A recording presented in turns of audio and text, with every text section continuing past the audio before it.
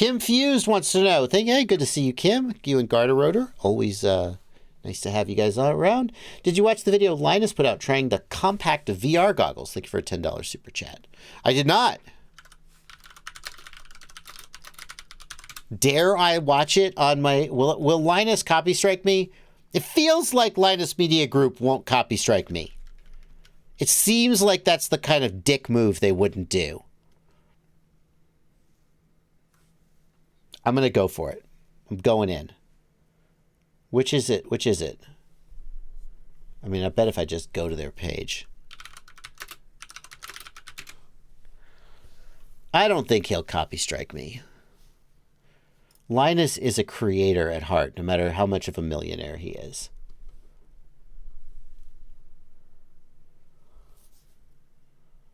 It's not the Meta Quest, is it? It's these things, right? The Bigscreen Beyond.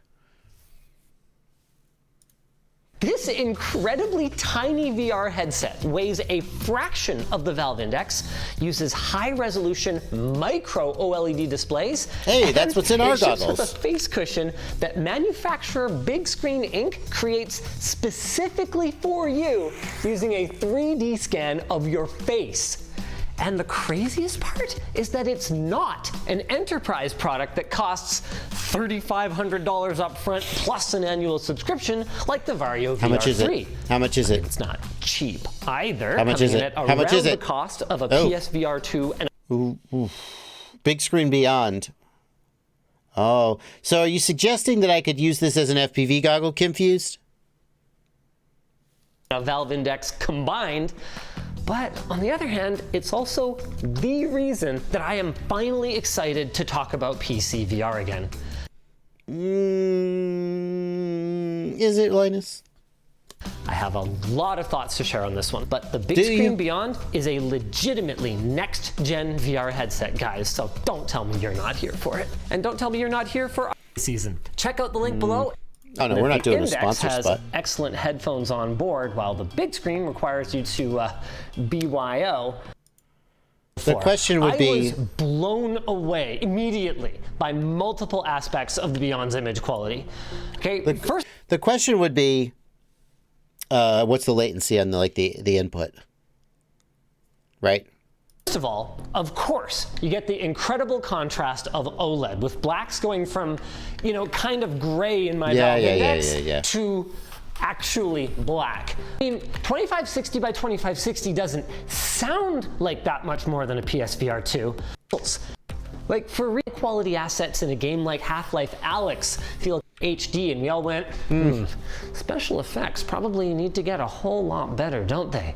The panels aren't particularly bright. Bigscreen quoted me about 80 nits at their default 100% brightness, which is considerably less than the Index and That's not a little over half of the Vive Pro, both of which are decidedly last-gen products at this point. But I gotta confess that anyway, that's interesting. That's interesting. No, I didn't see that. The big question would be the latency of, like, does it have HDMI input and what's the latency? Until we know that, it's a non-starter as a FPV goggle. And I mean, like, we know that VR goggles need low latency, but it depends on, like, how much processing they're doing on board and so forth. Yeah. Do you have a good recommendation for a 4S 5-inch under $300? Yeah.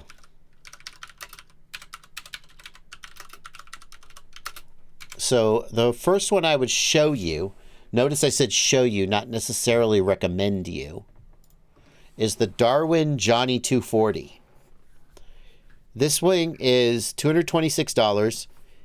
It cuts a lot of corners. And all of the parts are like 5 years old. Like, I don't mean literally they were made 5 years ago. I mean, maybe they were, I don't know. But, like, in terms of their design, they're, like, super out of date. But I bought one. I flew it. The only thing wrong with it is that the camera is absolute trash. Throw it out. So you need to spend 20, 25 bucks on a new camera and replace this camera. But even still, you're going to be under 300 bucks. But... is that 4S? It is 4S. My God.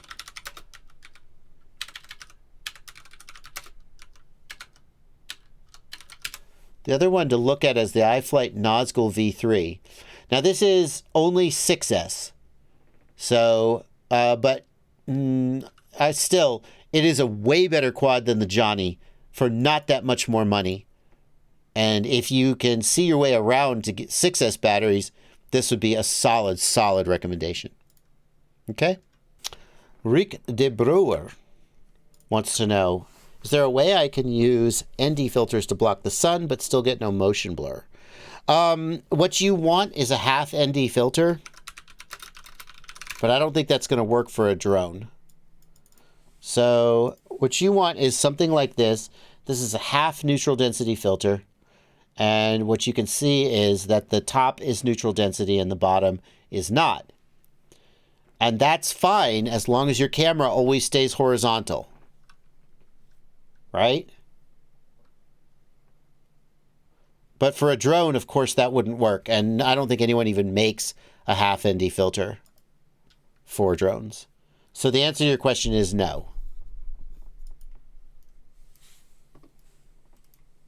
Robocopter says, do you know of any freestyle contests? Would love to see more outlets for freestyle flyers other than social media. Thank you for a $5 super chat. Robocopter. At Rotor Riot Rampage, they had a freestyle contest this year. It was a big success, and I assume they'll do it again. Bachgrinder usually has a freestyle contest as well. Don't know when he's running his next one. And in addition, there's, well, obviously there's International Game of Whoop, which is a tiny whoop freestyle contest. Those are some things. Soham Thakur, it's your turn. Thank you for 100 rupees. I'm starting out in FPV. What FPV system should I prefer? I mean to race and fly casual freestyle. If you intend to get serious about racing, then analog or HD0 should be your only choice. There are races that allow DJI and Walksnail in, but there are many races that don't because of the way they interact with the timing systems. Walksnail actually just released a race mode that should work perfectly with timing systems, but there are still issues with having digital goggles at the pilot station because digital goggles transmit. HD0 is digital. It doesn't do it that way, though. So if you're serious about racing, your life will be smoother if you have a system like analog or HD0. In addition, the lower and consistent latency of analog and HD0 does make for faster racing at, once you get past a certain skill point, the latency of the Walksnail and DJI will hold you back. So that's the direction I would send you there. Yeah. Talawan Pak An, thank you for a $5 super chat. 5-inch ESC PWM frequency for freestyle, 24 or 48. I will always start with the lower PWM frequency because it gives stronger braking, and in my opinion, stronger braking gives better handling. It's a small difference, but it's a non-negligible difference. The disadvantage of lower PWM frequency can be less smoothness, increased mid-throttle oscillation, and sometimes issues with filtering. So I'll start with the lower RPM, lower PWM. If I get any of those issues, I'll consider increasing it, but I'll start with the lower number.